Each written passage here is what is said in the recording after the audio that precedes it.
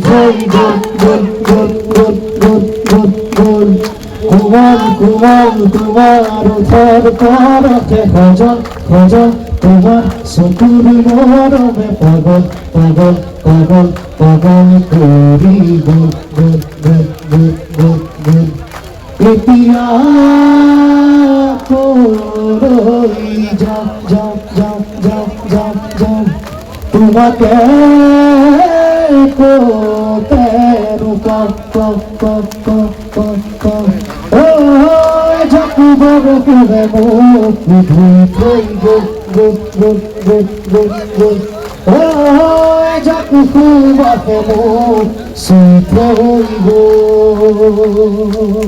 কুয়া করে মন ঝুকাই করেহি তুমি নাই কত নাই সোনার দুলা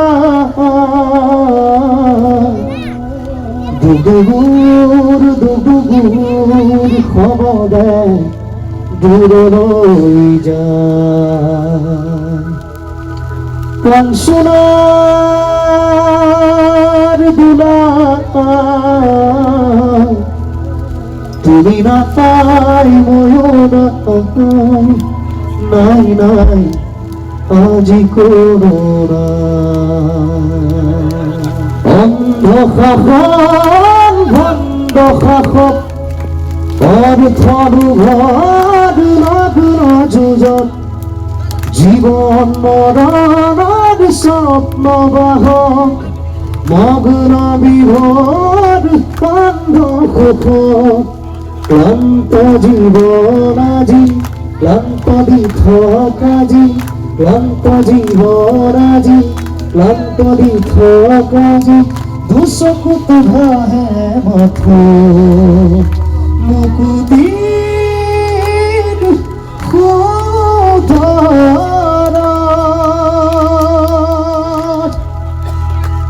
মৃত্যু যদি শিল্প হয় মৃত্যু কিদৰে শুনা মৃত্যু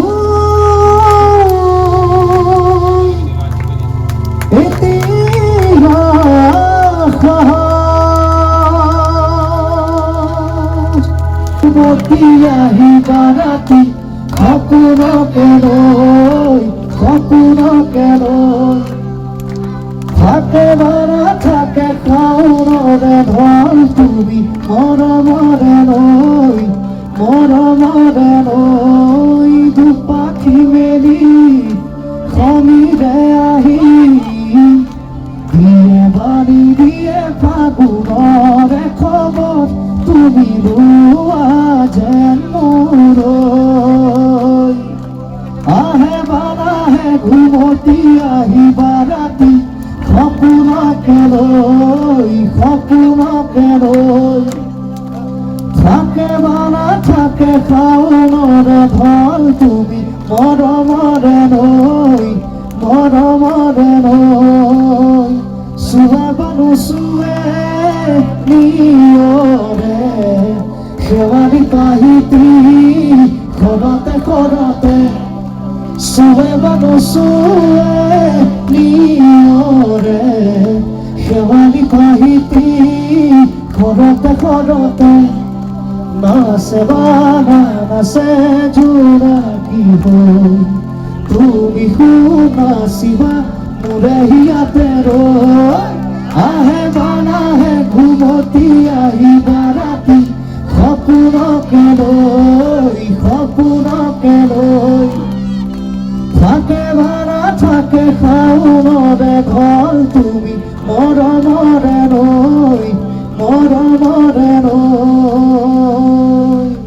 আচলতে খুব বহু দিনৰ পৰা এটা সপোন আছিল জুবিন দাৰ ওচৰত গোটেই ছেটআপটো লৈ আমাৰ গোটেই মিউজিচিয়ানছখিনি লৈ পেলাই এটা বিহু অনুষ্ঠান কৰা কাৰণ জুবিন দাই আমাক বহুত দিলে অসমবাসীক প্ৰত্যেক বছৰে জুবিন দা নোহোৱাকৈ বিহু নহয়েই গতিকে এইবছৰ আমাৰ দায়িত্ব আছে যে জুবিন দাক আমি এবাৰ আমাৰ ফালৰ পৰা এবাৰ বিহু উদযাপন কৰোৱা গতিকে সেই উদ্দেশ্য লৈ আমি আহিছোঁ আৰু মই বিচাৰোঁ অসমৰ প্ৰত্যেকজন আৰ্টিষ্টে প্ৰত্যেকজন শিল্পীয়ে এটলিষ্ট এটা দিন এখন অনুষ্ঠান ইয়াত কৰি যাওক।